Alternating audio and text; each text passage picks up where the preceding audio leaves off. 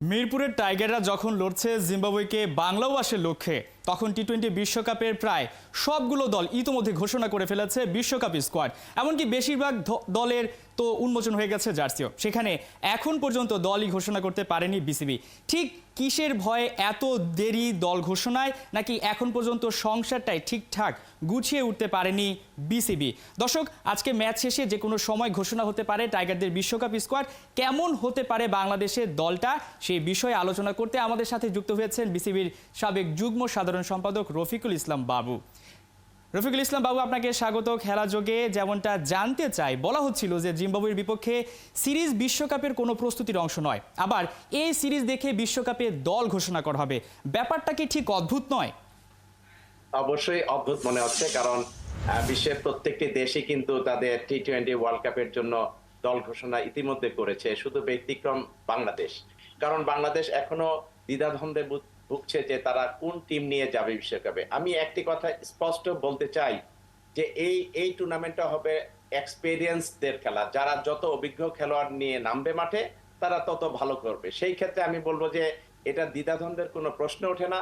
আমাদের এখানে এক্সপেরিয়েন্সড খেলোয়াড় যারা আছে তাদেরকে ইনক্লুড করে এই দল ঘোষণা করতে হবে, কারণ আমরা অতীতে দেখেছি যারা নতুন খেলোয়াড় তারা খেলবে বাংলাদেশকে, একসময় তারাও অভিজ্ঞ হবে, তারাও নেতৃত্ব দিবে।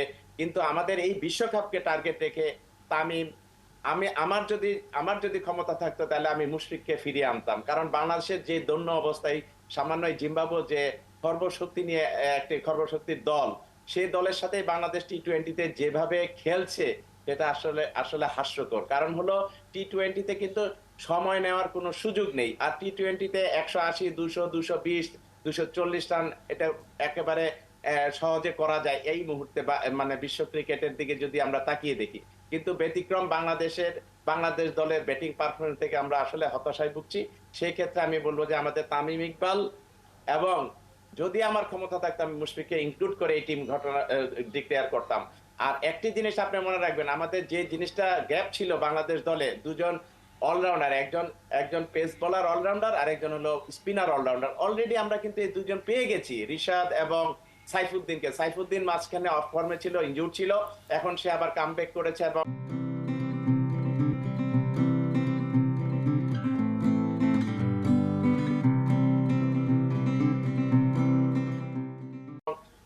এবং খুব ভালো মানে সে বল করছে এবং ব্যাটিং করছে। সুতরাং এখানে দল ঘোষণা করার বিলম্বের কারণটা আমরা খুঁজে পাচ্ছি। আসলে এত দেরি হওয়ার তো কোনো কারণই দেখছি না, যেখানে আমাদের দলটাই সীমিত। আমি যদি লিটন দাসের কথা বলি, যে আমরা আসলে গত বিশ্বকাপ থেকে এই বিশ্বকাপ পর্যন্ত ওপেনারই ঠিক করতে পারলাম না। অর্থাৎ একটা জিনিস বোঝা যাচ্ছে যে আমাদের লিমিটেড প্লেয়ার, সেই জায়গাটা থেকে যদি এই লিমিটেড প্লেয়ারদের নিয়ে আগে করা যেত, মানসিকভাবে নিশ্চয়ই ক্রিকেটাররা প্রস্তুতি নিতে পারতেন।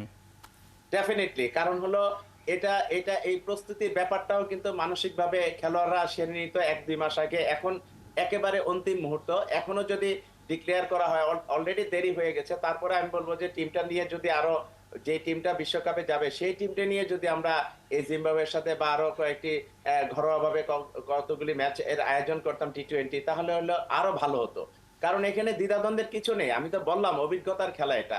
এখানে লিটনও ভালো খেলবে, কিন্তু ইনশাল্লাহ বিশ্বকাপে দেখবেন লিটন ভালো খেলবে। মুশফিক যদি টিমে থাকতো, আজকে মুশফিকের কিন্তু প্রয়োজন আছে। বাংলাদেশের ব্যাটিং লাইন আপ যেরকম অবস্থা, বাংলাদেশ কোনোভাবে 140-50 রান বেশি করতে পারছে না, এটা তো হাস্যকর বিষয়। টি-20-তে এখন 180-200 রান এটা অনায়াসে সব দলই করতে পারে। যেমন জিম্বাবুয়ে কিন্তু অনেক ভালো টিম, এবং এই সারা খেলায় কিন্তু এই যে বাংলাদেশ সফরে আসছে তারা কিন্তু চমৎকার খেলেছে। আমার খুব ভালো লাগছে যে তাদের দলের ভিতরে অনেক টি-20 খেলার মতো অনেক খেলোয়াড় আছে, কিন্তু সেটা বাংলাদেশের ভিতরে নাই। সে মাহমুদুল্লাহর উপরে আমরা ডিপেন্ড করছি, সে তামিমকেই আমরা খুঁজছি, সে মুশফিককে আমাদের দরকার হয় দলে। সুতরাং আমাদের এখন তাদেরকে নিয়েই কিন্তু দল গঠন করতে হবে, এবং সেটাই আমাদের তো যা আছে তাই নিয়ে চলতে হবে। আপনি বলছিলেন যে অন্যান্য দলগুলো এবার অভিজ্ঞতাকে বেশ গুরুত্ব দিয়েছে। আমরা যদি অস্ট্রেলিয়ার কথা বলি, আমরা যদি ভারতের কথা বলি, তাদের যেমন রোহিত শর্মা বা বিরাট কোহলি, হার্দিক পান্ডিয়া, এই যে তাদের যে ক্রিকেটারগুলো রয়েছে, তারা কিন্তু অনেক আগে থেকে একটা লম্বা প্ল্যান করে রেখেছে। বা অস্ট্রেলিয়ার কথা বলি, তারা অভিজ্ঞতাকে সবসময় গুরুত্ব দিয়েছে। আমরাও নিশ্চয়ই পারতাম। তামিম ইকবালের বিষয়টা তো ভিন্ন, মুশফিকুর রহিম তারা আসলে অভিমানে দল ছেড়ে যান, সেই জায়গাটা তো আছে। আসলে তাদের ফিরিয়ে আনাটা তো বেশ কঠিন, কিন্তু বাংলাদেশ তো আসলে দলই ঘোষণা করতে পারছে না। আমার কথা হলো এখানে বিসিবি আছে, বিসিবি যদি কোনো খেলোয়াড়কে ফিরিয়ে আনতে চায় সেটা অসম্ভব কিছু নয়। কারণ হলো সব খেলোয়াড় কিন্তু বিসিবির মানে কন্ট্রোলে আছে, নিয়ন্ত্রণে আছে, তাদের কোড অফ কন্ডাক্টের ভিতরে আছে যে কোনো খেলোয়াড়কে বিসিবির যদি দরকার হয় সেই ক্ষেত্রে কিন্তু বিসিবি সকল খেলোয়াড়কে কিন্তু অনুরোধ করতে পারে, ফিরিয়ে আনতে পারে। সুতরাং আমাদের এখানে দ্বিধাদ্বন্দ্বের কিছু নেই যে বাংলাদেশের দলের প্রয়োজনে যে কোনো খেলোয়াড়কে কিন্তু যে কোনো সময় সেটা নিশ্চয়ই বিসিবি চাইলেই পারে। দেখা যাক কি হয়, দলটা কেমন ঘোষণা হবে, আমরা অপেক্ষায় আছি। বাংলাদেশের ম্যাচটাও ভালো খেলুক। দর্শক